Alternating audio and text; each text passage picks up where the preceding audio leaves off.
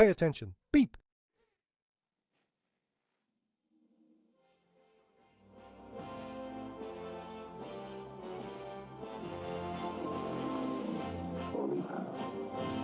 At this solemn ceremony, marking the 105th anniversary of the establishment of military aviation, and the 33 years since the birth of the Bolivarian spirit of our Bolivarian military aviation, I ask you to always remain unwavering in their deep serenity, maintaining a steadfast calm, always alert, fully prepared, and resolutely willing to staunchly defend our fundamental rights as a sovereign nation, as a truly free and independent homeland. And I know you will never fail, Venezuela. I know Venezuela counts on you. Should history demand that we declare ourselves an armed republic, history would once again see us once again.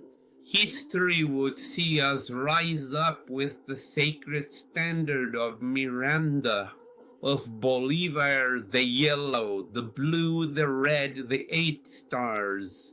To the main event commemorating the 105th anniversary of the Bolivarian military aviation.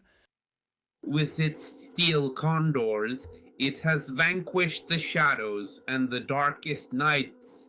Every passing day is a victory of the national spirit over imperial threats and insidious schemes. This is a victory for national unity in the face of intrigue, psychological warfare, and all the lies. It is a triumph of peace over both internal and external fascism. Independence, gentlemen officers, lady officers, soldiers, both male and female, independence and peace are an indivisible heritage, a fundamental part of the very existence of our republic, for now and for all time.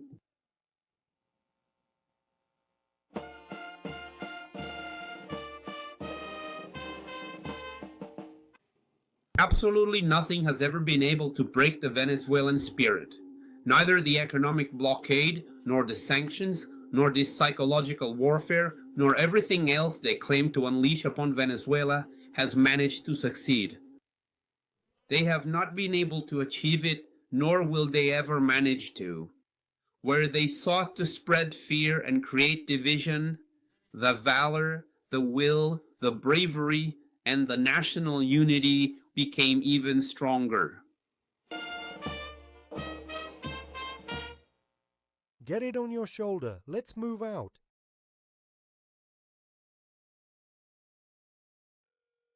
Report and request for permission to initiate the proceedings by citizen. We have drawn great lessons from this juncture and from all the ones we have lived through, but in particular from this juncture we have drawn great reflections.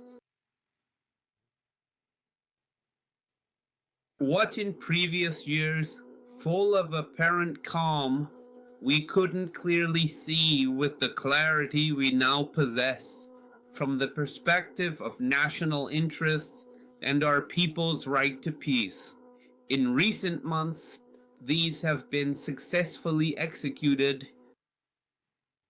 Separate popular, military, and police exercises, as well as joint drills, the Independence 200 exercises, from north to south and from east to west, from every single one of the country's comprehensive defense zones, from every single one of the country's comprehensive defense regions across the length and breadth of our national territory, demonstrating a capacity, an immense amount of coordination, command, control, and communication, and, above all, of civil-military police unity, which expresses the desire of all Venezuela to defend our right to peace.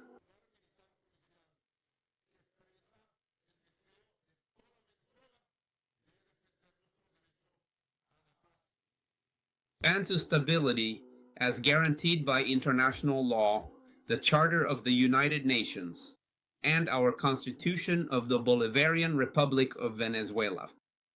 The celebration of the signing of the treaty for the regularization of the war. Today we say in Venezuela, there is no threat or aggression that will intimidate our people, nor will it take us by surprise. Our people have prepared themselves with an unwavering and resolute serenity to defend their homeland, their sacred soil, their seas, their skies, their very soul, and their history, with Bolivar at the forefront. Profoundly Chavista in their convictions, they are trained and equipped under a specific tactical method of resistance. More than 94% of Venezuelans reject the threats of military aggression, reject the immoral psychological warfare, and reject everything that has to do with imperialist designs on our riches, oil, gas, gold. More than 94% support the peace efforts currently underway, and truly enormous numbers never before witnessed of 82% of all Venezuelan men and women say they are willing to defend their sacred homeland with weapons in their hands. The tireless one is worthy of our highest honor for her unwavering patriotism, guaranteeing that the blue of our sky is gay. But also, the demonic dark forces of the empire and its internal allies have constantly shifted their positions throughout every era, and today they have degenerated into the fascist extremism that we now know. That extremism, in its desperation, wants to tarnish the very fabric of our national life, wishes to stain the honorable name of our esteemed military institution, of our dedicated servicemen and servicewomen.